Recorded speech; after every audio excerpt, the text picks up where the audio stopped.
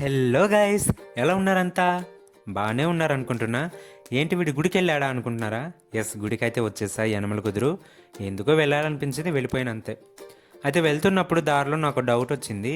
దేవుళ్ళందరూ కొండపైన ఎందుకుంటారు? మీకు ఏమైనా తెలిస్తే కామెంట్ చేయండి. ఇంకా లోపలికి వెళ్తున్నప్పుడు దారిలో మనకి నటరాజస్వామి అయితే కనిపిస్తాడు. డ్యాన్స్ స్టీల్లో సూపర్ ఉంటాడు.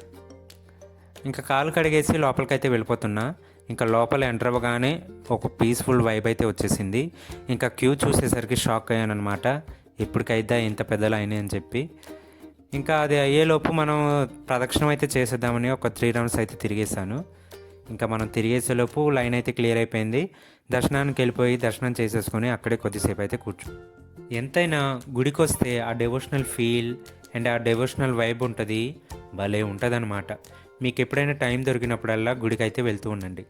చూసారా ఎంత పెద్ద నంది ఉన్నాడో? ఫస్ట్ టైం చూస్తున్నా ఇంత పెద్ద నందిని అయితే. అలా అటువైపు వెళ్తే మనకి పక్కనే మనకి బాల్కనీ అయితే ఒకటి కనిపిస్తుంది. వ్యూ పాయింట్ అయితే చాలా బాగుంటుంది, చాలా పీస్ఫుల్గా. ఇక్కడ నుంచి మనం దుర్గమ్మ కొండని అండ్ కృష్ణా నదిని అయితే చూడొచ్చు. మీరు ఎప్పుడైనా వెళ్ళినప్పుడు ఇక్కడ నుంచి ఈ బాల్కనీ వ్యూ పాయింట్ అయితే చూడడం అస్సలు మర్చిపోకండి. ఇంకా ఫైనల్గా మనం గుడికొచ్చి ప్రసాదం తినుకుంటే ఎలా అని వెంటనే వెళ్ళిపోయి ప్రసాదం తీసేసుకొని తినేసాను అనమాట. ఎంతైనా గుడిలో ప్రసాదం, అది కూడా పులిహోర చాలా బాగుంటుంది. నాకు చాలా ఇష్టం పులిహోర అంటే. ఈ వీడియోకి అయితే ఇంతే. నెక్స్ట్ వీడియోతో మళ్ళీ కలుద్దాం. అంతవరకు shining of you Ambi. Keep watching the channel and follow the channel. Bye.